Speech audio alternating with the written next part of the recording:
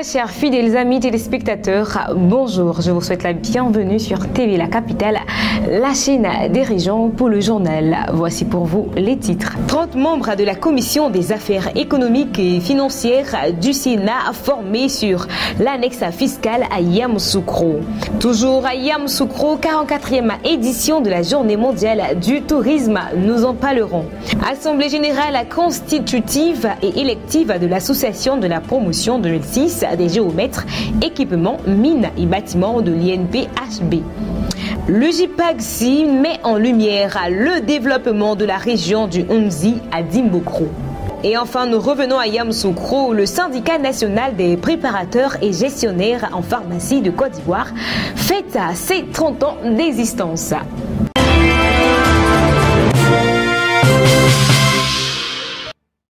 Les membres de la Commission des affaires économiques et financières du Sénat se dotent des compétences nécessaires pour analyser de manière approfondie l'annexe fiscale dans le cadre de l'examen du projet de loi de finances 2025. Cette formation est assurée par le programme d'amélioration de la gouvernance pour la délivrance des services de base aux citoyens avec l'appui du programme pays de renforcement des capacités. Reportage d'Inès Nda. Le programme d'amélioration de la gouvernance pour la délivrance des services de base aux citoyens, avec l'appui du programme pays de renforcement des capacités, ont organisé un atelier de formation sur les méthodes et techniques d'analyse de l'annexe fiscale à l'endroit de la Commission des affaires économiques et financières du Sénat. Cette initiative, qui va se tenir sur 4 jours, a rassemblé 30 membres du Sénat, préparant ainsi le terrain pour la séance budgétaire prévue le mois prochain. L'atelier a pour objectif de doter les sénateurs des compétences nécessaires pour analyser de manière approfondie l'annexe fiscale dans le cadre de l'examen du projet de loi des finances 2025.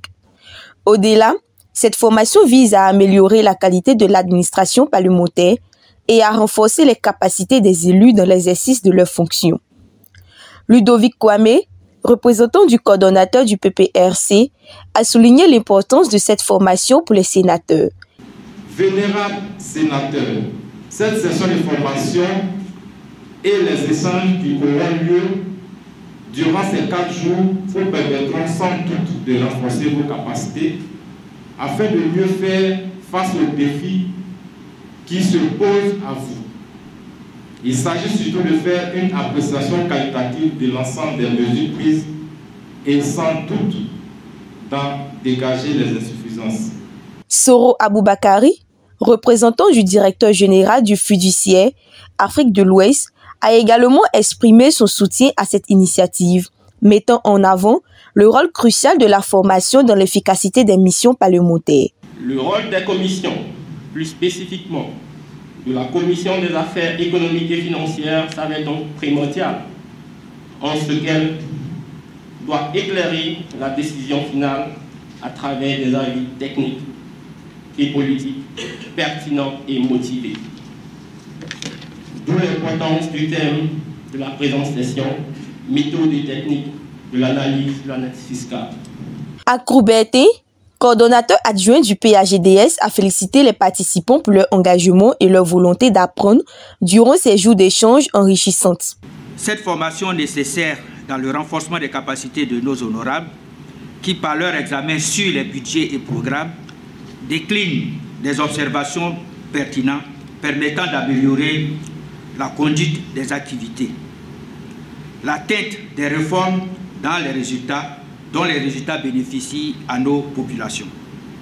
Le cabinet choisi, Fiduciaire Afrique de l'Ouest, j'en suis persuadé, saura amener nos honorables dans des débats fructueux dont les résultats seront intéressants pour le ministère des Finances et du Budget. Sous la direction de la présidente du Sénat, le président de la KEF, Mamadou Cissé, a exprimé l'espoir que cette formation incite les sénateurs à s'investir davantage dans leur mission et à tirer profit des connaissances acquises. Je fonde beaucoup d'espoir en ce séminaire de formation qui constitue une étape importante du processus d'amélioration de la qualité de notre institution. Ce séminaire, j'en suis convaincu, permettra d'outiller les sénateurs de la KIF en particulier et le Sénat en général dans leur mission et apportera une plus-value certaine à l'action du Sénat. Cet atelier constitue une étape significative dans le processus de préparation budgétaire du pays et témoigne de l'engagement des institutions à renforcer les capacités de leurs membres pour une gouvernance efficace. La Côte d'Ivoire, riche en atouts touristiques, contribue non seulement à la valorisation de son image à l'international, mais également au développement socio-économique du pays. Il est donc tout à fait naturel de célébrer cette richesse. C'est ainsi qu'a eu lieu ce mardi 19 novembre 2024 la journée mondiale du tourisme à Yamoussoukro en présence de nombreuses personnalités. Suivons ensemble le reportage de Soro Estelle. Les festivités de l'édition de la Journée mondiale du tourisme ont débuté en présence de tous les acteurs du secteur touristique ivoirien. Le tourisme en Côte d'Ivoire représente plus de 10% de l'économie nationale, soulignant l'importance de ce secteur en pleine expansion. Cette journée placée sous le thème Tourisme et paix avait pour objectif de célébrer le tourisme ivoirien tout en promouvant les valeurs de paix, des notions intrinsèquement liées. Cette édition est assez particulière quand même parce que nous sommes aujourd'hui dans un monde qui est plus enclin aux guerres et aux conflits armés.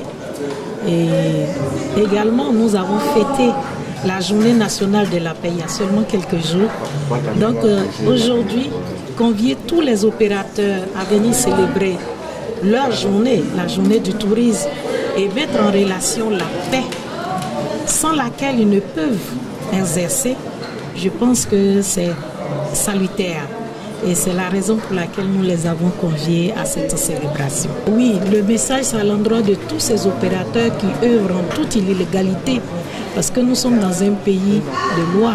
Et nous savons très bien que pour s'installer dans un secteur, il faut se rapprocher des autorités compétentes pour savoir qu'est-ce que l'on doit faire et quels sont les documents dont on doit se munir pour exercer en toute légalité. En tant que représentant de l'industrie hôtelière, il est de notre devoir de ne pas seulement célébrer nos réussites, mais également d'exprimer les préoccupations et les défis auxquels nous sommes confrontés au quotidien.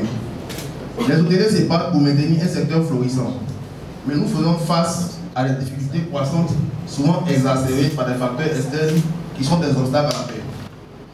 L'un des problèmes majeurs concerne l'accroissement des résidences meublées non déclarées.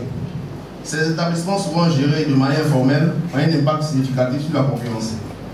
Ils attirent des clients tout en échappant à des réglementations importantes, ce qui met en péril la qualité des services que nous, hôteliers, nous efforçons de fournir.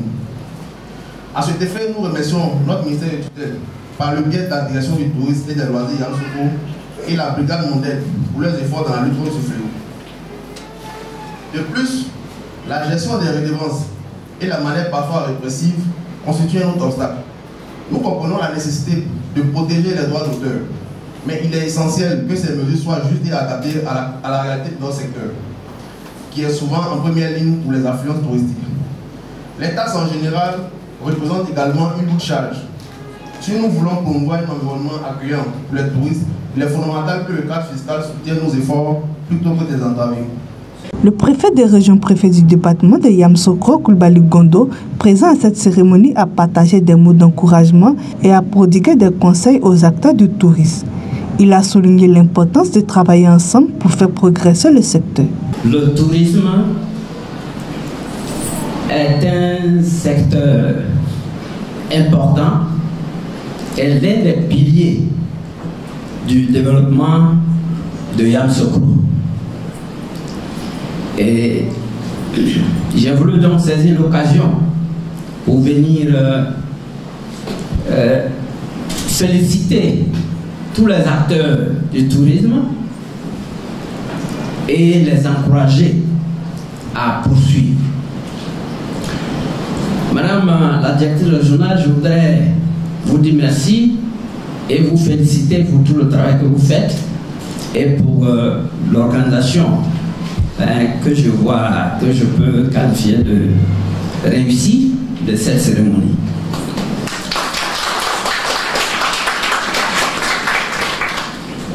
Mesdames, Messieurs, je l'indiquais tout à l'heure, l'activité touristique représente beaucoup pour Yamoussoukro. Et ce que ça représente pour Yamoussoukro aujourd'hui ne fera que grandir. C'est pour cela que je voulais saisir l'occasion pour dire aux acteurs du tourisme à Yamoussoukro, je sais que vous avez quelques difficultés, comme dans tous les secteurs. Votre porte-parole tout à l'heure, Anna a égrené quelques-unes,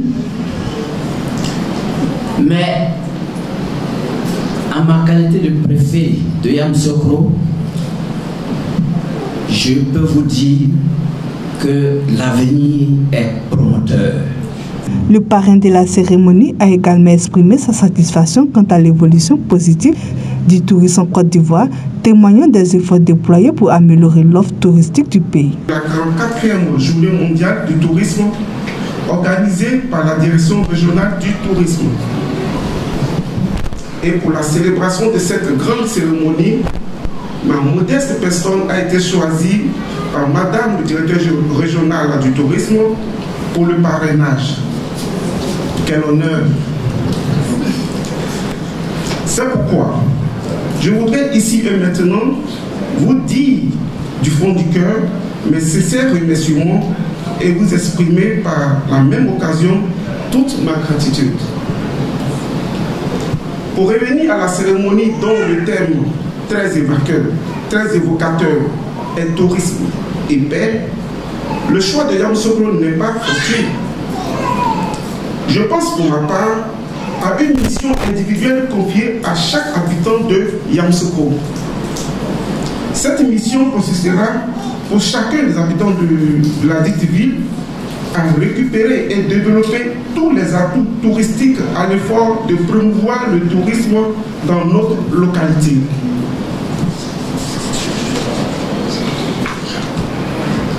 Mais peut-on développer ce secteur qui est très promoteur au plan économique sans la paix? C'est la raison pour laquelle j'en appelle au bon sens des uns et des autres afin que la paix si chère à notre pays soit préservée. Cette journée de la 44e édition du JMT qui s'est déroulée dans la région du Bélier a été enrichie par une conférence et la remise de distinctions à 49 opérateurs du secteur touristique et de l'hôtellerie. La célébration s'est conclue par la prestation des danses traditionnelles ivoiriennes, mettant en valeur la richesse touristique du pays et la convivialité de ses habitants. Cette journée a ainsi permis de renforcer l'engagement des acteurs du tourisme envers un développement durable et inclusif, tout en célébrant les liens indissolubles entre le tourisme et la paix.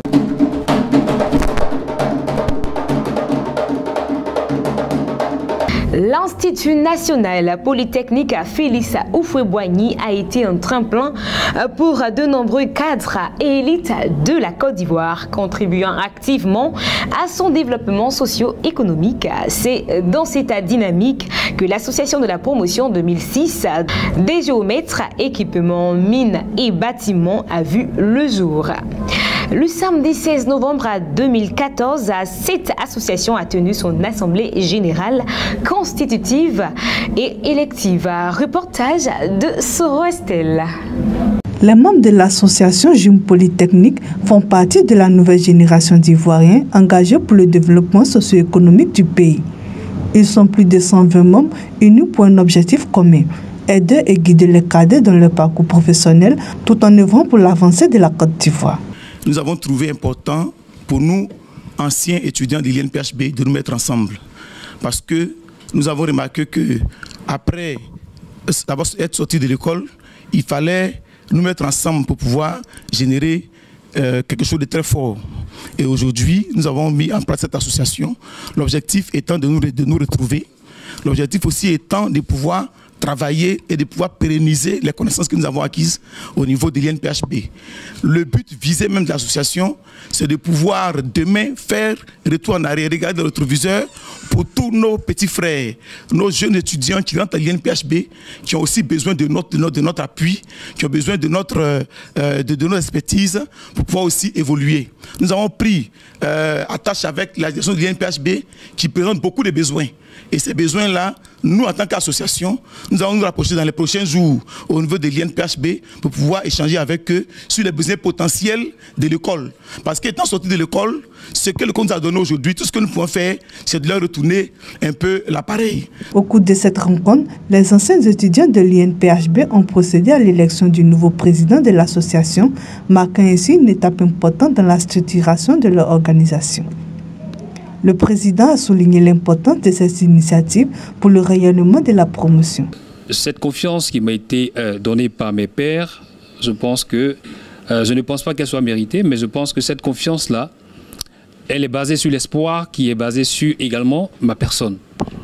Alors ce que je pourrais dire à ce sujet, c'est que le besoin de nous accompagner les uns les autres, le besoin de nous soutenir les uns les autres, a fait naître en nous cet esprit de solidarité-là qui va au-delà de ce que nous avons conçu dans nos esprits.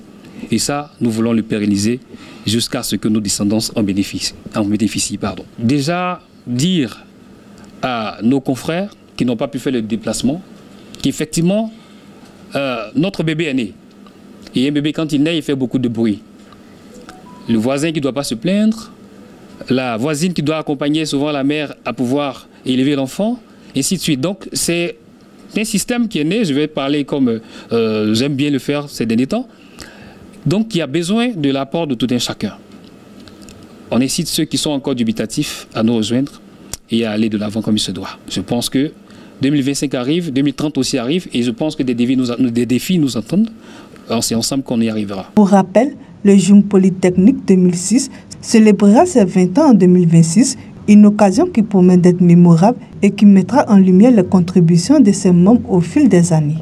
Cette assemblée générale, non seulement permet de renforcer les liens entre les anciens étudiants, mais également de poser des bases d'une collaboration fructueuse entre les générations au service du développement de la Côte d'Ivoire.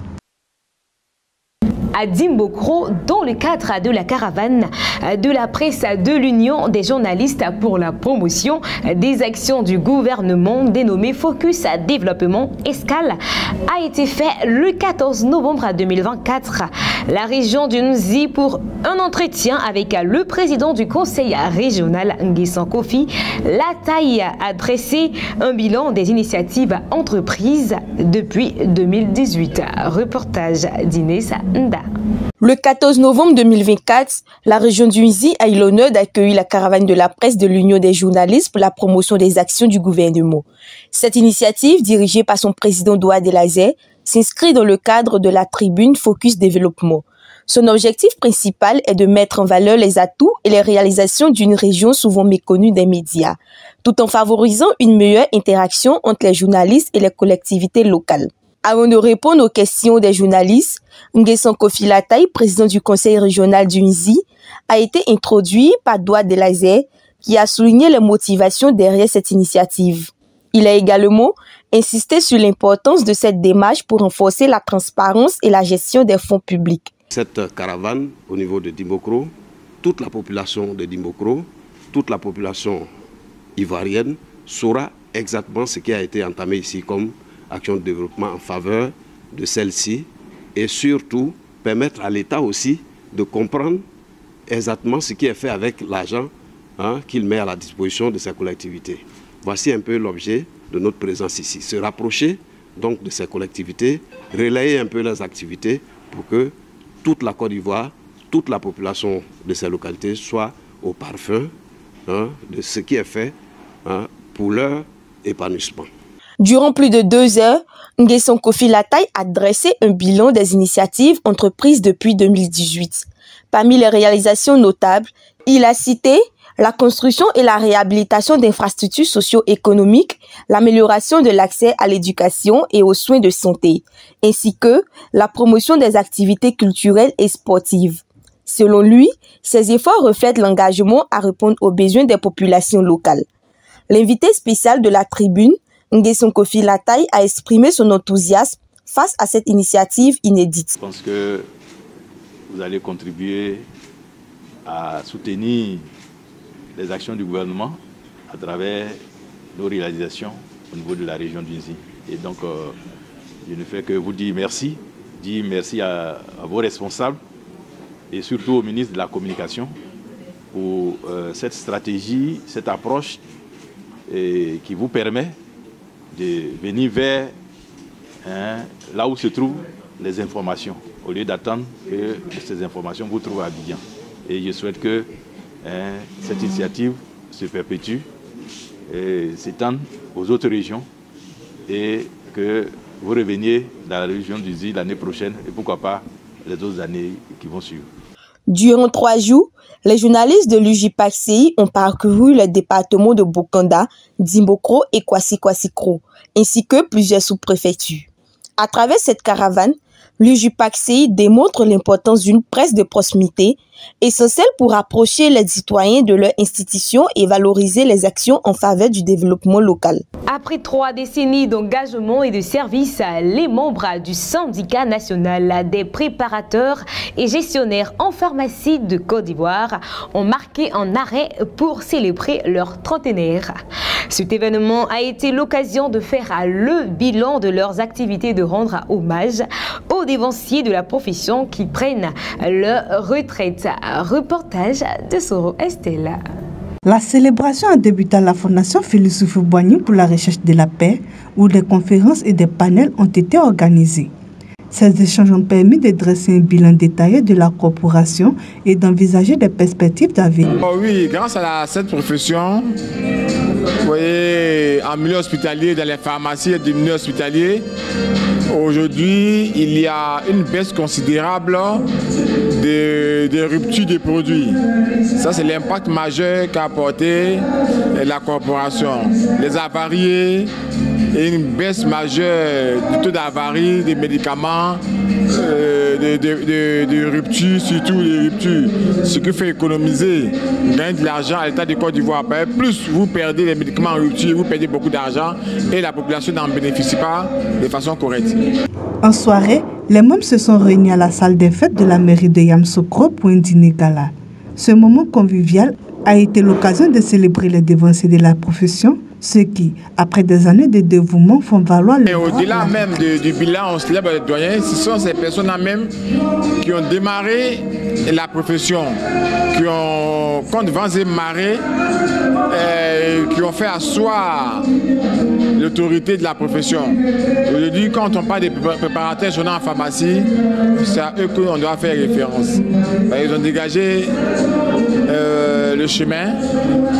Ça fait qu'aujourd'hui, ils nous permettent d'exercer très à l'aise.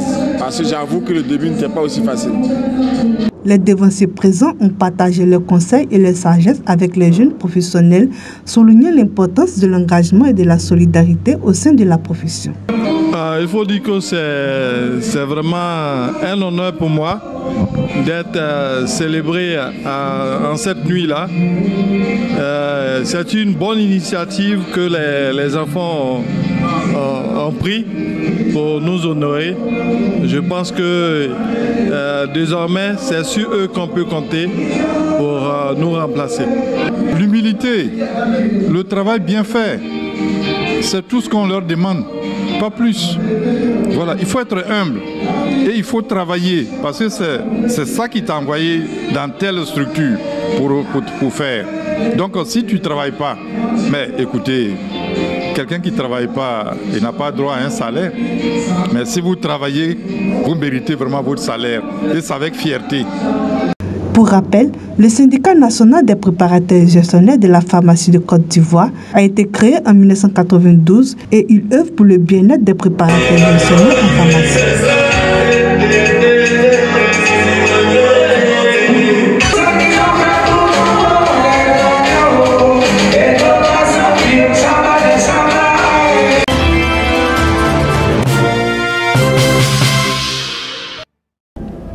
Eh bien voilà, c'est tout pour ce journal. Vous étiez avec Rebecca Silla sur TV La Capitale, la chaîne des régions. On se donne un rendez-vous le vendredi pour une nouvelle édition du journal. D'ici là, prenez soin de vous.